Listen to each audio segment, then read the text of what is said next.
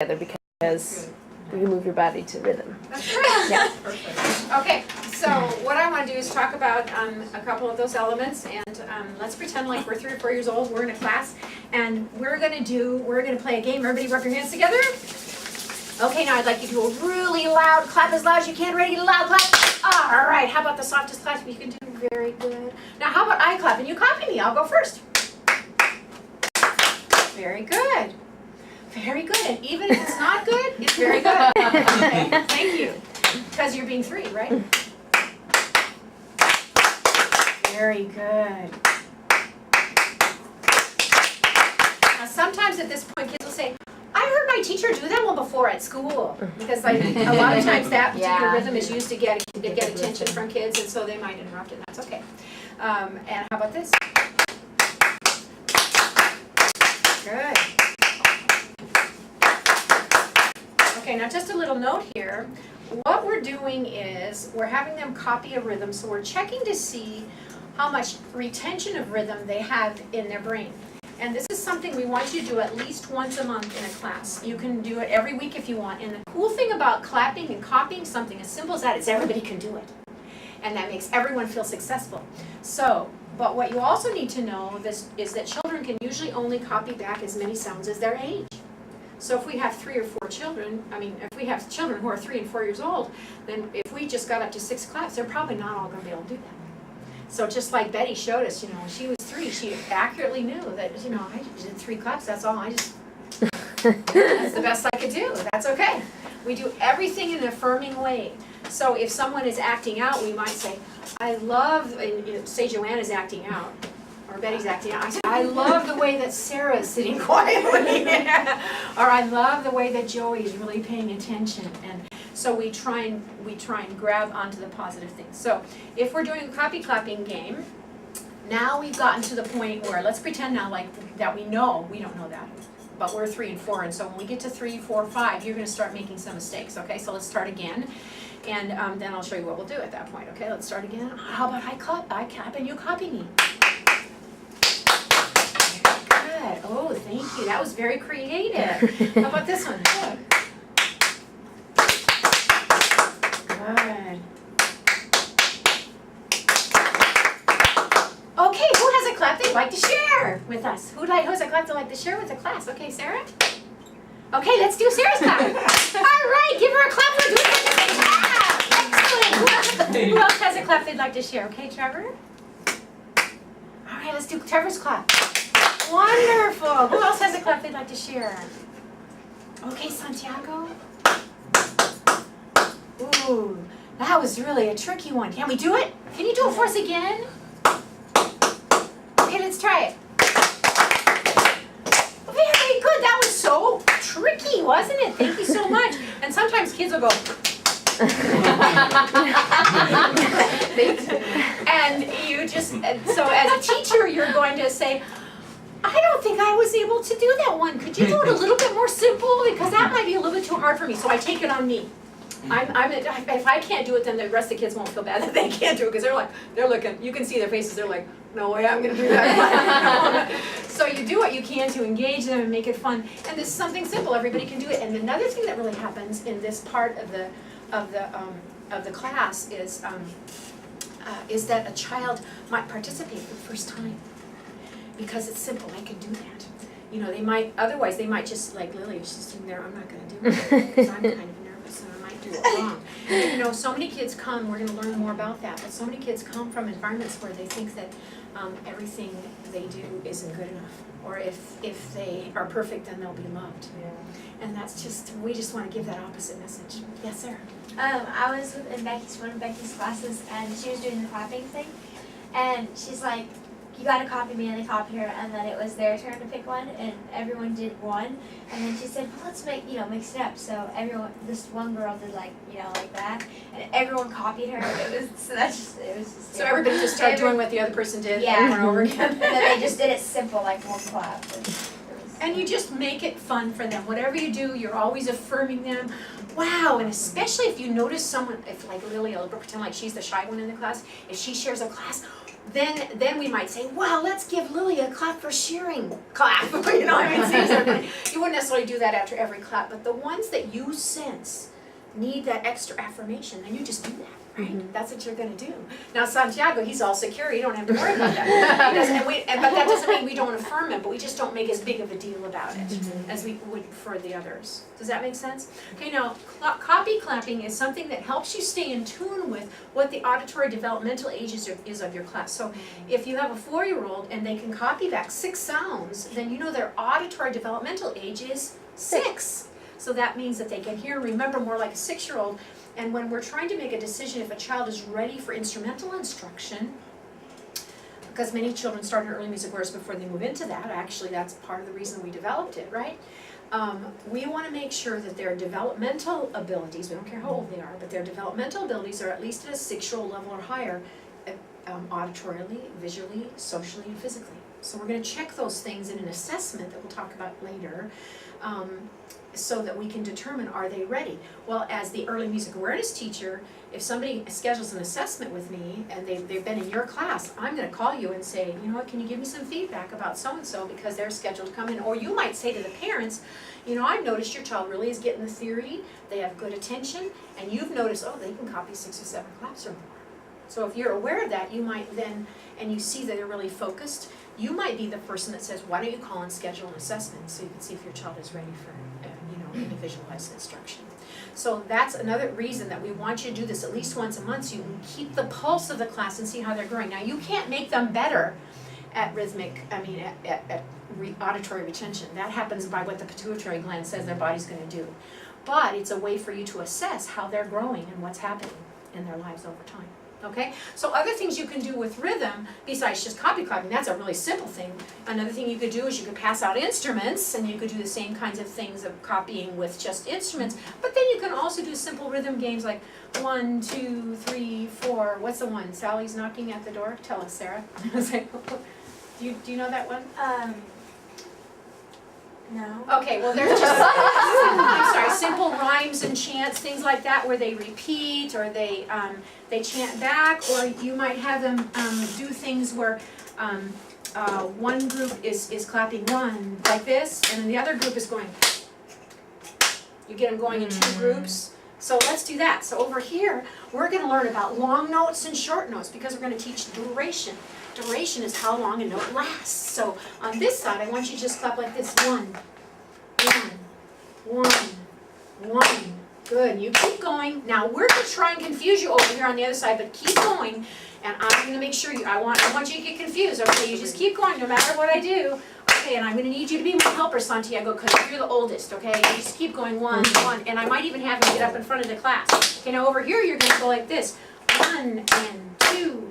1 and 2, 1 and 2. That was really good. Okay. Wow, you guys are so clever. Let's see if we can switch. Let's see if this group can do the 1, 1, 1, 1. Pretty good. It's okay. It's okay. If she can't keep through them, that's okay. We just let the others she picks up the feeling from everybody else. Thank you. Okay, now over here. 1 and 2 and 3 and 4 and Alright, excellent. Now another thing I can do is I can use different parts of my body. So I might want to tap, like do sort of a Simon Says thing and have them copy me. So now they have to look and listen. Some kids, you might try the copy clapping with their eyes closed. Because sometimes you'll find that they can only do it if their eyes are open. So that means they're processing visually to help them with the auditory. So that's an interesting game to play and things like that. So when you're doing things with them, it should always have a purpose. Even if the purpose is only to have fun, that's okay. But the purpose should also be, hopefully, developmental and helping you to become more aware of what they're doing and how they're doing it. So you might do something like, that's really hard to do because we're only 4, but let's just try it. We'll do it all together. And I do it with them because they're going to watch me, and that'll help them to kind of get in sync. I might have done it differently. Okay, thank you so much. Okay, and then another thing I might do is I might listen to some music and just see if I can tap my foot. We're gonna shine tonight, we're gonna shine. We're gonna shine tonight, all down. Now switch feet. We're all dressed up tonight, we're feeling sun goes down and the moon comes up, we're gonna shine. Okay, and later we're gonna talk about some other ideas. You probably have millions of ideas you can do for the rhythm part. So remember, once a month we want you to do rhythmic memory, where you can see, you have a copy clap or copy tap or copy hit or copy play, whatever they do, and you be sensitive to where they are. Then the other parts of the month, and you can do that every week if you want in different ways, but at least once a month, I want you to make a mental note or even a written note of where the class is, whatever works for you to help you continue to teach them and be aware of where they're growing, okay? Now another part of the class, why don't you go ahead and stand up. Another part of the class is solfege, and how many of you heard the term solfege before? Solfege, or you might have heard solfeggio. Jamie and I were talking, okay, so what's the difference between solfege and solfeggio? We found out, Jamie, we both kind of did a little research. Solfege is the French term for singing or learning, syllabic learning, and solfeggio is the Italian. So we're going to work on solfege, is going to be a part of every class, and that's basically scale-wise pitch awareness. So we're learning the highs and lows of sounds. That's one of the first musical elements that children should learn, is what's a high sound or a low sound. So the first thing we might do is stretch way up and say, hi! Everybody say hi! And then we down and say, low. You saw me do this on a video. Do it again. Up high! And then down and say, low. Now go, ooh. And back down, ooh. Now with this silly, scary noise, ooh, ooh, ooh, ooh, ooh. And back, ooh, ooh, ooh. Very good. Okay, now put your arms straight down like this. This might be a first class. We're going to start with our arms down, and as we go up higher, we're going to move our hands up higher, higher, higher, higher. So we're going to start like this, and everybody sing low, low, higher, higher, higher, higher, higher, higher, higher. Stretch up to the sky. High, lower, lower, lower, lower, lower, lower, lower. Okay, now when we get to the lowest one, let's just crash back down on our chair. So let's try it again. When we get to the top, we're going to stretch real up high, and at the end, we're going to crash onto the chair. Sometimes the floor, but not today. Low, higher, higher, higher, higher, higher, higher, higher. Stretch to the sky. High, lower, lower, lower, lower, lower, lower. Crash. Very good. And they love to crash. Okay, so that might be a good beginning way to start teaching solfege, because before they learn those syllables, they have to understand high and low.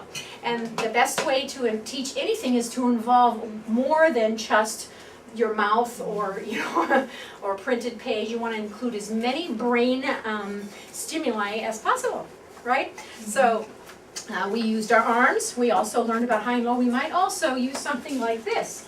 I love to use a tool like this or the yellow machine, because it's a picture. So I might say, how many of you ever climbed up some stairs before?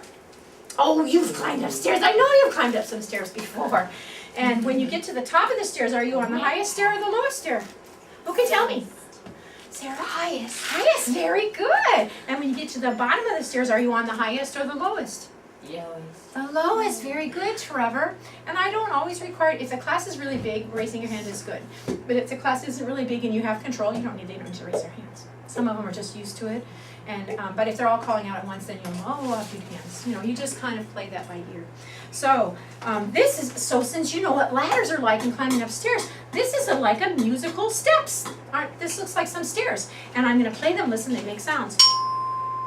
And listen to the sounds and the changes as I go up the ladder. Just like we moved our arms up, I'm going higher. Now, I wouldn't necessarily do this same week. I would do this another time. Just another way to show them about solfege. So I'm listening. Let's sing those sounds. Now, by the way, this is a really important issue. Most children, what would you say is the normal singing range for a child who's about 3 or 4 years old? If we figured middle C, you all kind of know about middle C. What would you think the singing range would be for a young child? First of all, how many notes do you think they could sing? A lot.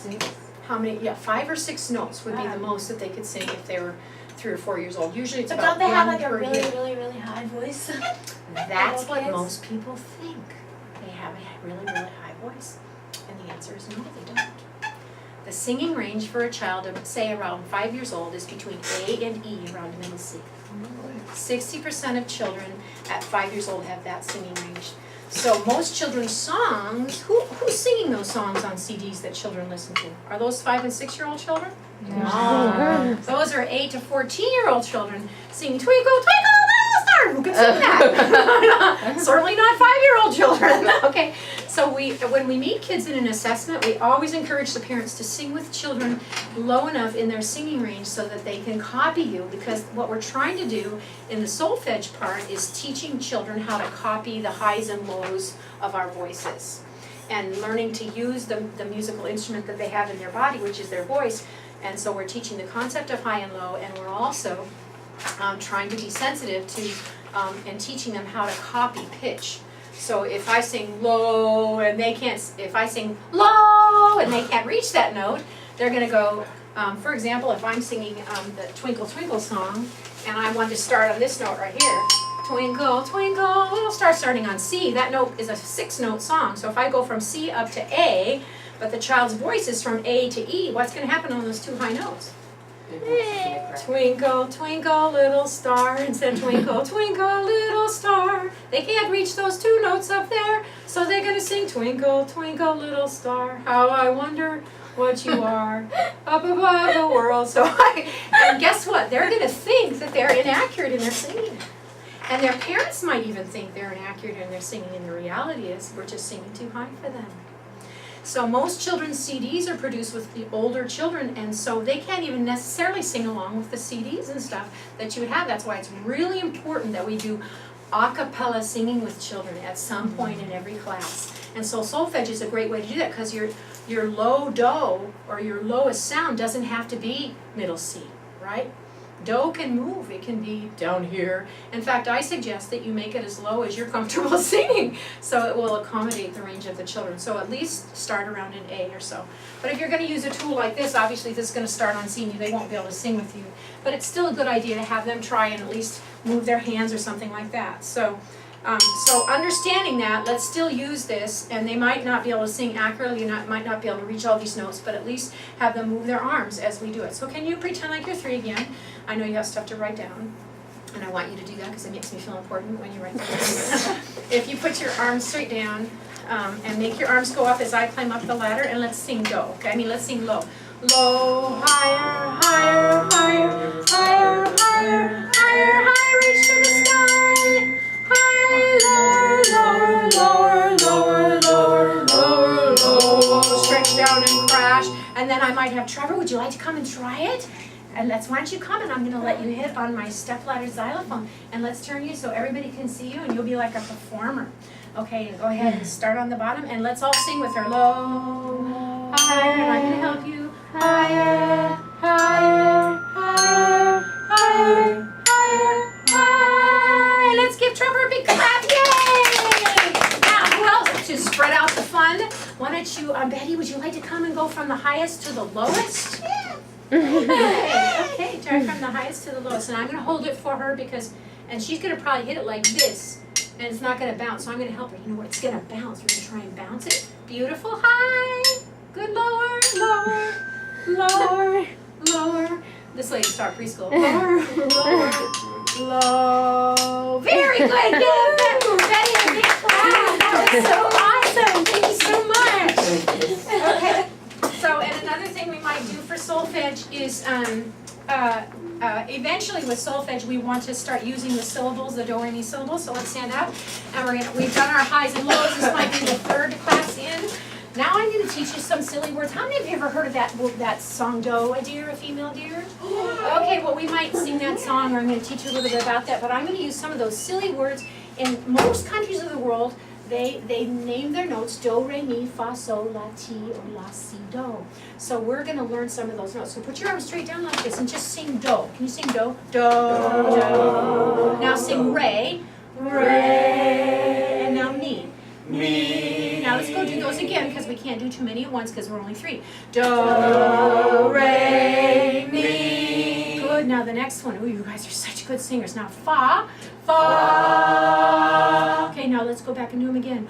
Do, re, mi, fa. And the next one is so, and on so we're going to bounce right in the middle. The singing range of a child is, or the most they can sing usually at once is 4 to 5 notes. This is called the first tetrachord. So we're going to go do, re, mi, fa, so, just for fun. Do it again. Do, re, mi, fa, so. Now we're gonna sing la, ti, do. Can you make your arms go up? La, ti, do. Very good. Do it again. La, ti, do. Really fast. La, ti, do. La, ti, do. La, ti, do. Very good. Now let's start at the beginning. Okay. Do. The next one is re. Re. I'm telling you as you go because you won't remember yet. Mi. Next one is